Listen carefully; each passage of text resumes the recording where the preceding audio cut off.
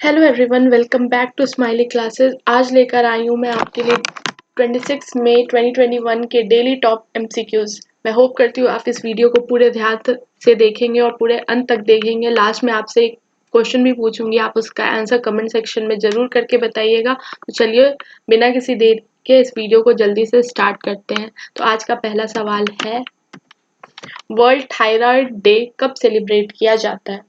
तो world thyroid day celebrate किया जाता है 25 मई को।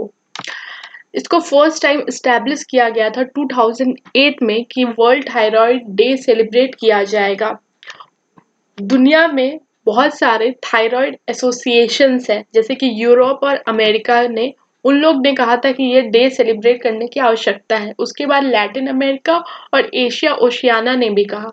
तो ये सब ने मिलकर डिसाइड किया कि हम वर्ल्ड थायराइड डे सेलिब्रेट करेंगे।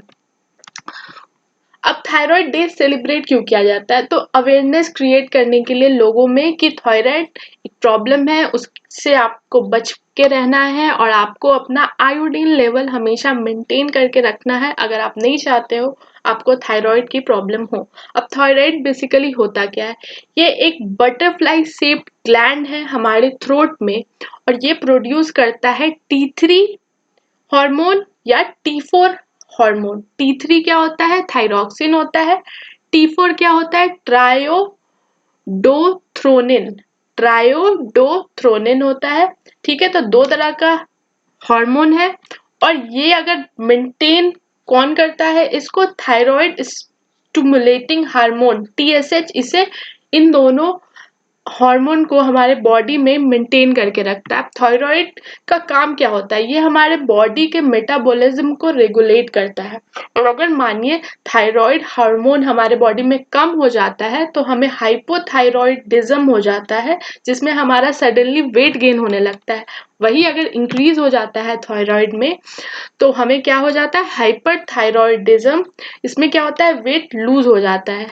तो अगर आप अपने बॉडी में आयोडीन का लेवल मेंटेन करके रखेंगे तो थायराइड की प्रॉब्लम आपको नहीं होगी। और आयोडीन हमें कहाँ से मिलता है? तो सबसे बड़ा सोर्स आयोडीन का हमारे लिए होता है सॉल्ट। ठीक है, नेक्स्ट क्वेश्चन।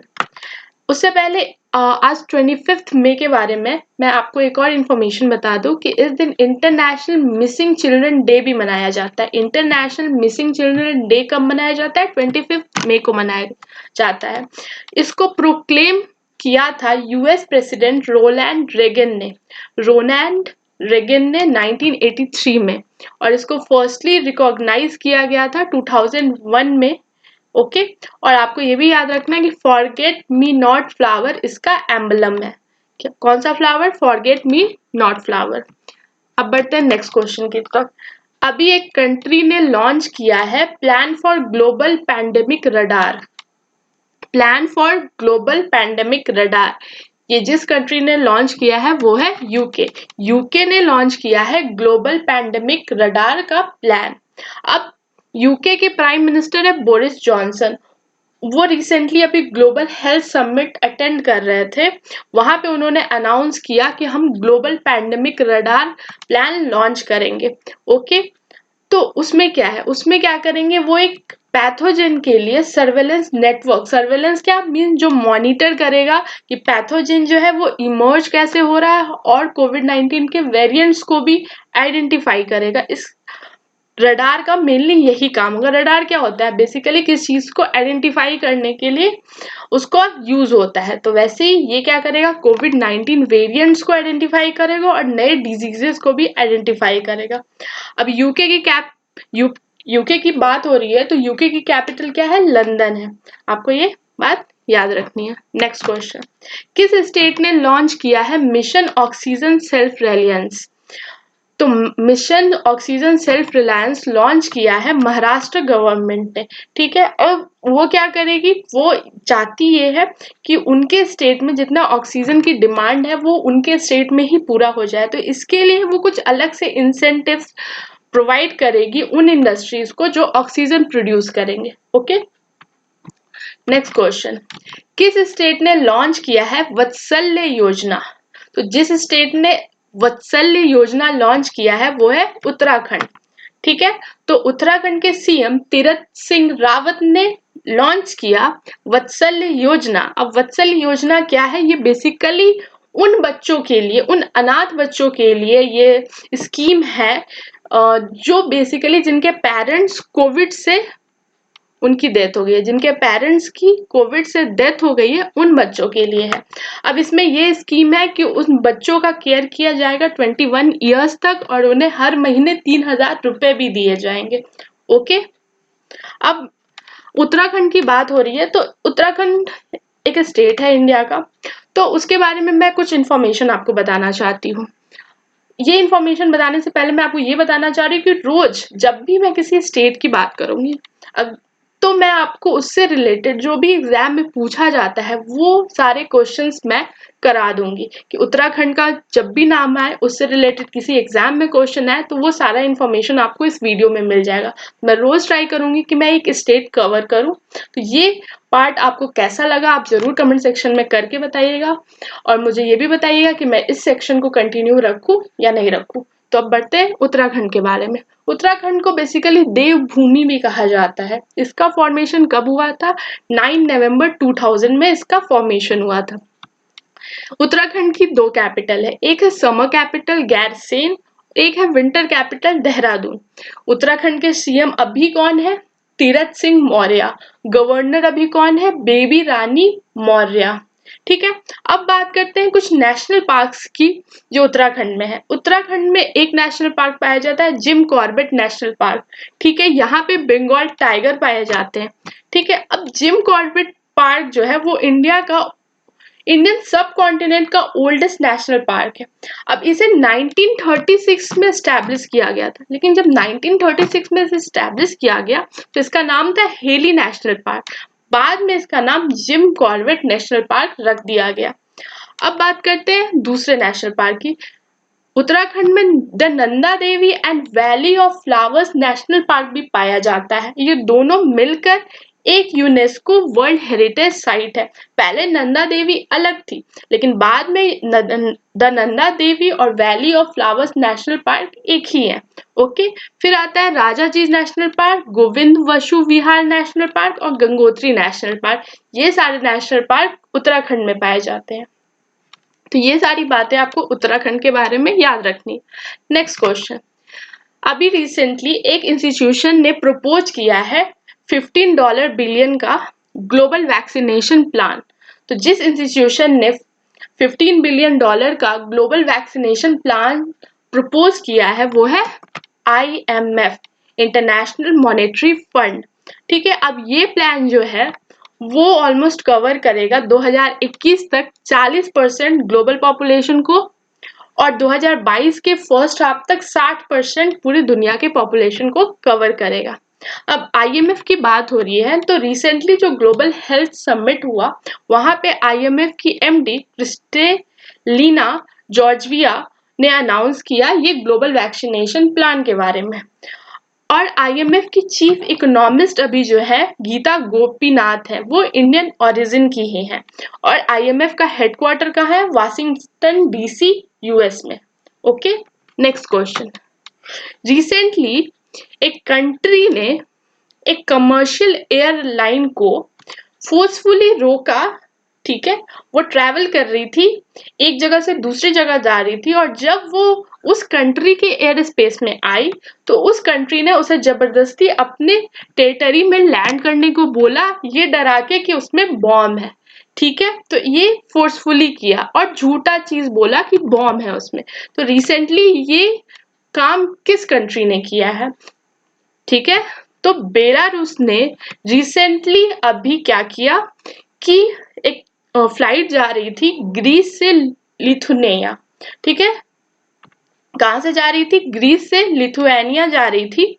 तो बेलारूस ने क्या किया, उस कमर्शियल एयरलाइन को फोर्सफुली अपने टेरिटरी में लैंड करा दिया। अब उसने ऐसा क्यों किया? क्योंकि उस फ्लाइट में एक जर्नलिस्ट थे जिसे बेलारूस एडमिनिस्ट्रेशन पकड़ना चाहती थी क्योंकि वो उसके बारे में, वो जर्नलिस्ट बेलारूस के बारे में क्रिटिकल कमेंट्स देते थे। ठीक है, अब बेलारूस की बात हो रही है तो बेलारूस जो है एक लैंडलॉक्ड कंट्री है ईस्टर्न यूरोप में और इसकी कैपिटल है मिन्स्क। क्या कैपिटल है? Minsk. Okay, next question, What is MCA 21 related to? ये MCA 21 किससे रिलेटेड है? तो ये MCA 21 रिलेटेड है ई गवर्नेंस से, ठीक है। तो अभी क्या हुआ है, recently ministry of corporate affairs ने लॉन्च किया है पहला फेज MCA 21 का वर्जन 3.0 का। तो मिनिस्ट्री ऑफ कॉर्पोरेट अफेयर्स ने MCA 21 का वर्जन 3.0 का फर्स्ट फेज लॉन्च किया है। अब ये MCA क्या है? ये बेसिकली सर्विसेज प्रोवाइड करता है जो भी कॉर्पोरेट इंटिटीज है, प्रोफेशनल है, नॉर्मल सिटीजन है, उनको।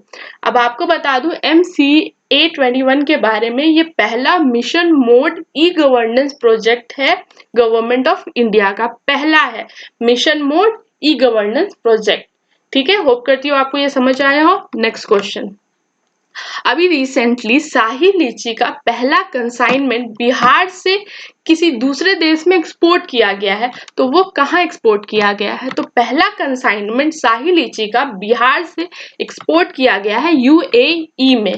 तो इसका सही आंसर है ऑप्शन डी, ठीक है। अब बात हो रही है बिहार की। तो ये जो शाही लीची है ये चौथा एग्रीकल्चर प्रोडक्ट है जिसे GI टैग मिला है बिहार से, ठीक है। बाकी तीन कौन है? जर्दालू मैंगो, कतरनी राइस और मगही पान। इन चारों को जो है GI टैग मिला है बिहार से, ओके। उसके बाद बात हो रही है लीची की। तो इंडिया जो है वो सेकेंड लार्जेस्ट प्रोड्यूसर है लीची का आफ्टर चाइना।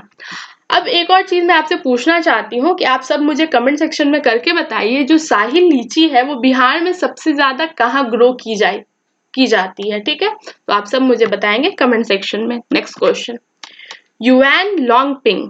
युआन लॉन्गपिंग को कहा जाता है फादर ऑफ हाइब्रिड राइस। वो किस कंट्री से बिलोंग करते थे?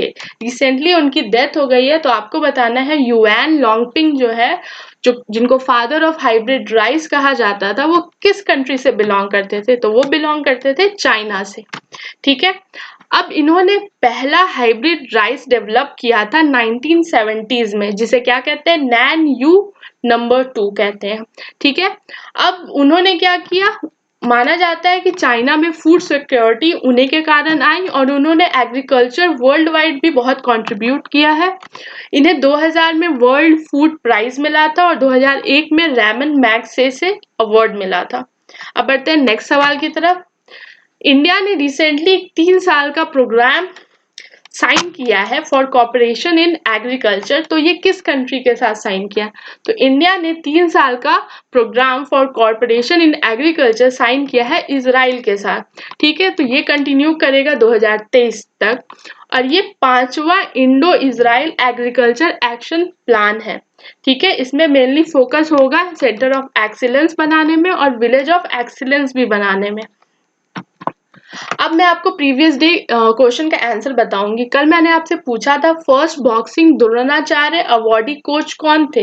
तो उनका नाम है OP भारद्वाज। अब मैं आपसे आज का सवाल पूछने वाली हूँ, international day for biological diversity कब सेलिब्रेट किया जाता है? और आप इसकी थीम भी बताएंगे। तो आप इसका आंसर कमेंट सेक्शन में मुझे करके बताइए, और हाँ, इसका थीम भी जरूर बताइएगा मुझे। तो होप करती हूँ कि आपको आज का वीडियो बहुत अच्छे लगा होगा। अगर वीडियो पसंद आया है तो इसे लाइक एंड शेयर जरूर करें, और अगर आपने अभी तक स्माइली क्लासेस को सब्सक्राइब नहीं किया है तो अभी सब्सक्राइब करें और बेल आइकन भी जरूर दबाएं, और जुड़े रहे स्माइली क्लासेस से ऐसे ही डेली करंट अफेयर वीडियोस देखने के लिए। और भी गवर्नमेंट एग्जाम से रिलेटेड टॉपिक्स पे मैं वीडियो लेकर आने वाली हूँ, तो वो सब आप अगर देखना चाहते हैं तो जुड़े रहे स्माइली क्लासेस से। और अगर आज की वीडियो का PDF चाहते हैं तो मेरे टेलीग्राम चैनल को जरूर ज्वाइन करें, उसका लिंक मैंने डिस्क्रिप्शन में दिया है। तो thanks for watching, bye bye, take